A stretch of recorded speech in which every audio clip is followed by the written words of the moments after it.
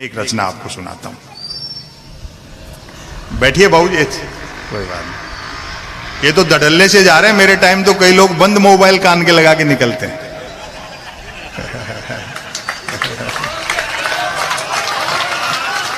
कोई बात नहीं,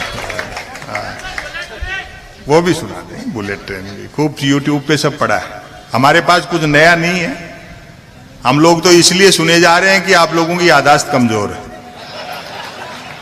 लेकिन वर्चुअल और सामने आमने सुनने का अलग आनंद है। कि आदमी बॉडी लैंग्वेज से सुनता है कि कविता कितने अर्थ खोलती है, जितनी बार सुनो कितने अर्थ देती है। सुनिए साहब,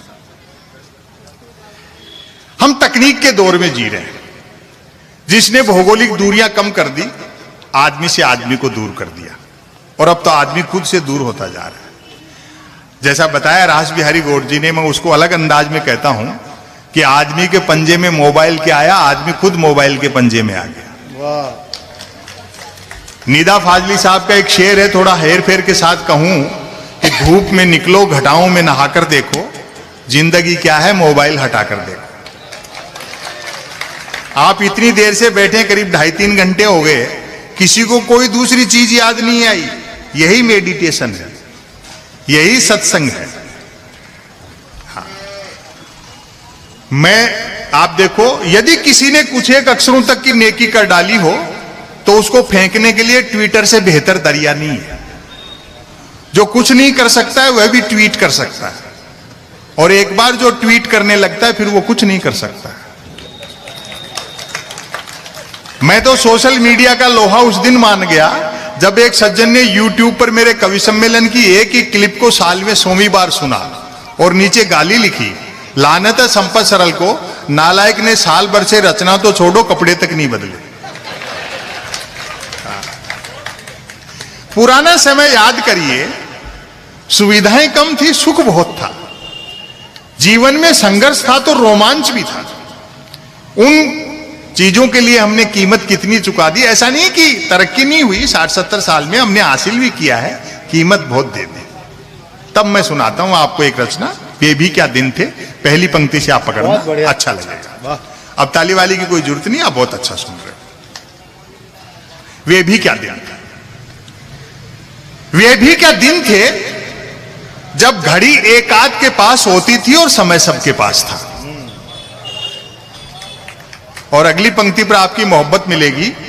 आज की तरह नहीं था कि फेसबुक पर 5000 दोस्त हैं और परिवार में बोलचाल बंद है। कल कमलनाथ जी बैठे थे, पटेल साहब हैं, तमाम आप सब लोग 2 पैसे देते हो, हम कवियों के घर चलते हैं। हम सुविधापूर्ण जीवन जीते हैं, हमारे बच्चे अच्छी शिक्षा हासिल कर रहे हैं, साधन सुविधा से संपन्न है अधिकतम कवि। उसके बावजूद ये कवि सम्मेलन मुशायरे हम सब लोगों के लिए धंधा नहीं, एक मिशन है। हमारी कोशिश रहती है mobile, internet, media, social media में उलझी पीढ़ी शब्दों से मोहब्बत करे, किताबों की तरफ लौटे, बुजुर्गों का सानिध्य हासिल करे। एक निवेदन कर दूं, दुनिया की कितनी भी एडवांस टेक्नोलॉजी हो, उजाला बनाया जा सकता है, धूप नहीं बनाई जा सकती। पुराने समय के विरोधाभास देखें, तब मोबाइल तो क्या लैंडलाइन फोन तक नहीं होता था, अतः झूठ सिर्फ आमने सामने मिलने पर ही बोला जाता था। खान पान शुद्ध था और याददाश्त अच्छी थी। हर व्यक्ति को 7-7 पीढ़ियां याद रहती थी, अपनी भी और गाली गलौच होने पर दूसरों की भी। हमारी प्राथमिक शिक्षा तो ऐसी थी जिसमें शिक्षा प्राथमिक नहीं थी। हमारा 50 बच्चों, 3 अध्यापकों, 2 पेड़ों और एक कमरे का स्कूल हुआ करता था। आज तो इतने के बल पर लोग यूनिवर्सिटी चला रहे हैं। पढ़ाई लिखाई को लेकर कतई तनाव नहीं रहता था, क्योंकि हम विद्यार्थियों और अध्यापकों के बीच एक समझौता था कि सप्ताह में 3 दिन वे स्कूल नहीं आएंगे और 3 दिन हम। बोलचाल में राजस्थानी का इस्तेमाल होता था, जैसे आप अपनी मातृभाषा बोलते हैं, बोलचाल में राजस्थानी का इस्तेमाल होता था। हिंदी सिर्फ शहरों तक सीमित थी, और अगली पंक्तियों पर आपकी तालियां रोक नहीं पाओगे आप, मेरा दावा है। हिंदी सिर्फ शहरों तक सीमित थी और अंग्रेजी तो पीने के बाद ही बोली जाती थी। कई प्रकार के खेलकूद थे। अब तो बच्चे गेम के नाम पर वीडियो गेम खेलते हैं। बच्चे भी क्या करें, खो खो, कुश्ती और कबड्डी तो संसद विधानसभाओं में चले गए। बाकी खेलों को क्रिकेट ने बाउंड्री लाइन से बाहर कर रखा है। जो चैनल खोलो क्रिकेट। एक दिन तो मैं भी टाइम पास के लिए देख रहा था, तो कमेंटेटर ने बड़ी ऊंची फेंकी कि जब से धवन और कोहली ने मूछें रखी हैं तब से धुआंधार परफॉर्म कर रहे हैं। मेरे उस दिन समझ में आई कि दुनिया में महिला क्रिकेट क्यों पिछड़ा हुआ। हालांकि क्रिकेट तब भी खेला जाता था, बचपन अपनी युवावस्था याद करें। हालांकि क्रिकेट तब भी खेला जाता था, बैट का मालिक बैटिंग करता था और बॉल का मालिक बॉलिंग। फील्डर भी यही दो होते थे। बैट टच न होने पर फेंकी हुई गेंद फेंकने वाले को ही लानी पड़ती थी। एक ओवर कुल कितनी गेंदों का होगा यह गेंद का मालिक तय करता था। बल्लेबाज पहले गेंद पीटता था, फिर मूड के अनुसार भागकर या चलकर रन बनाता था, तत्पश्चात गेंद लाता था। अब आपकी मोहब्बत मिलेगी। ऐसा भी होता रहता था कि बल्लेबाज की दिन भर गेंद लाने की इच्छा नहीं रहती थी और वह दिन भर रन ही बनाता रहता था। हम आवारा पूंजीवाद के दौर में जी रहे हैं, जिसमें बेकाबू टेक्नोलॉजी और मिल गई। इसको सिर्फ गांधी समझते थे। और देखो, निवेदन कर दूं, फासिज्म से दो ही लोग लड़ सकते हैं, महात्मा गांधी और चार्ली चैपलिन। हास्य ही एकमात्र जवाब है जो तनाव मुक्त भी करता है और तानाशाह को मुसीबत में डाल देता है कि यार मैं सब इतना कर रहा हूं, उसके बावजूद लोग हंस रहे हैं। हिटलर का जवाब दिया ना चार्ली चैपलिन ने, वैसी मूछें लगा करके। लोग भूखे उठते तो थे किंतु भूखे सोते नहीं थे। महंगाई बिल्कुल नहीं थी। ईमान के अलावा सब कुछ सस्ता था। और सस्ताई का अंदाजा आप इसी से लगा लें कि फिल्मों में हीरोइनों को पैसा कम मिलता था तो भी कपड़े पूरे पहनती थी। उन दिनों रामलीलाएं मनोरंजन का प्रमुख साधन हुआ करती थी, जिनमें महिला पात्रों का रोल भी पुरुष ही किया करते थे। रामलीला वालों का गले मिलने और गले पड़ने का समय अलग अलग होता था। रामलीला मंडली गांव की धर्मशाला में ठहरती थी। हम बच्चे दिन में धर्मशाला में जाकर देखते थे कि गत रात ही एक दूसरे के जानी दुश्मन रहे बाली और सुग्रीव साथ साथ ताशपत्ती खेल रहे हैं। शूर्पणखा मंथरा के लिए चाय बना रहा है और अब की बार आपकी तालियां फिर उठेंगी। चटाई पर बैठा रावण रात को आरती में आए पैसों का हिसाब मंदोदरी को दे रहा है। लोग पैदल चलते थे और पदयात्राएं करते थे, जो कि पद प्राप्त करने के लिए नहीं होती थी।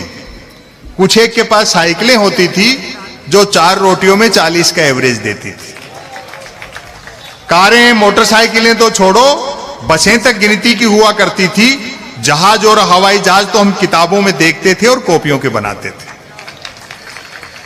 याद आती है वे मीटर गेज की कोयले के इंजन वाली गाड़ियां। तय करना कठिन था कि ट्रेन और यात्रियों में कौन किसको ढो रहा है। उनकी स्पीड का तो यह हाल था कि घंटे आध घंटे का सफर होता था तो भी लोग 3 वक्त का खाना बांधकर चलते थे। ट्रेन में चढ़ने में जितना पसीना आता था, उतरने में उससे अधिक आता था। यात्री काठ की सीटों पर काठ के उल्लू बने बैठे रहते थे। डिब्बे में डफली वालों का गाना बजाना चलता रहता था। और भारतीय यात्री का मनोविज्ञान देखना, पकड़ लो तो बताना मुझे। डिब्बे में डफली वालों का गाना बजाना चलता रहता था। खड़े यात्री भजन पसंद करते थे और जिन्हें सीट मिल जाती थी वे गजल। लोग फरमाइशें करते रहते थे और डफली वाले गाते रहते थे। डफली वालों को पैसा देने का वक्त आता था तब फरमाइशें करने वाले खुद गाने लगते थे। और हमको कौन सुधार देगा, परसाई जी ने इस मामले में भी एक बहुत जोरदार लाइन कही है कि हम भारतीय काम शुरू करने से पहले सोचते हैं कि इसमें बेईमानी कहां करनी है। तब आपकी तालियां उठेंगी, क्योंकि यात्री को सामान की भी स्वयं ही रक्षा करनी होती थी। अतः खाली हाथ चढ़ते थे तो भी सामान लेकर ही उतरते थे। चिट्ठी पत्री का दौर था। SMS ईमेल वाले क्या जाने पत्र लेखन का स्वाद। और हमारे बड़े शायर हैं उदय प्रताप सिंह जी, जिनका जिक्र डॉक्टर सुनील जोगी ने भी किया। उनका एक शेर है कि मोबाइलों के दौर के आशिक को क्या पता, रखते थे कैसे खत में कलेजा निकालकर। चिट्ठी पत्री का दौर था। SMS ईमेल वाले क्या जाने पत्र लेखन का स्वाद। पत्रों में व्याकरण अशुद्ध होते हुए भी आचरण शुद्ध होता था। मैंने तो स्वयं कई बार अपने पिताजी को चरण स्पर्श की जगह आशीर्वाद लिखा है। खत लिखता हूं खून से स्याही न समझना, अर्थात प्रेम पत्र लाल स्याही से लिखकर अपने खून से लिखा बताने का रिवाज तब भी था। परिणाम भी वैसा ही निकलता था। जिन्होंने वैसे प्रेम पत्र लिख लिख कर कबूतर उड़ाए थे, आज बेचारे शादीशुदा और तोते उड़े हुए। शादी से याद आया, तब शादियों में व्यर्थ का धूम धड़ाका और दिखावा नहीं होता था। बस दो चार बाराती बैंड पर बजती बीन की धुन पर नागिन डांस कर लेते थे, क्योंकि तब बीन बनाने के लिए रुमाल ही दो चार बारातियों के पास होते थे। वह टीवी नहीं रेडियो का युग था। टेलीविजन ने एक नुकसान यह भी किया कि जो सुनने वाली कलाएं थी उनको देखने वाली कलाएं बना दिया। वह टीवी नहीं रेडियो का युग था। व्यक्ति बंदूक भले ही बिना लाइसेंस के रख सकता था, किंतु रेडियो के लिए लाइसेंस अनिवार्य था। नए बच्चे इस बात को मानेंगे क्या? लाइसेंस बिना लाइसेंस का रेडियो नहीं बजा सकते थे, जिसको पोस्ट ऑफिस में रिन्यू कराना पड़ता था। वह टीवी नहीं रेडियो का युग था। व्यक्ति बंदूक भले ही बिना लाइसेंस के रख सकता था, किंतु रेडियो के लिए लाइसेंस अनिवार्य था। याद आते हैं अमीन सयानी का बिना का गीतमाला, जसदेव सिंह की हिंदी कमेंट्री, कृष्ण कुमार भार्गव, देवकी नंदन पांडे और रामानंद प्रसाद सिंह के समाचार। और अब आपकी तालियां उठेंगी। गर्दन झुकाकर बीबीसी तो ऐसे सुनते थे जैसे आज बीबी से सुनते। बड़ी मोहब्बत दी। मैं इस लेख का समापन करता हूं। ये पंक्तियां साथ ले जाना। सच है गन्ने का रस सूख जाए तो वह लाठी रह जाता है। तब हमारा जीवन कछुए की तरह था, आज हम खरगोश की तरह दौड़ रहे हैं, अर्थात भाग सब रहे हैं और पहुंच कोई नहीं।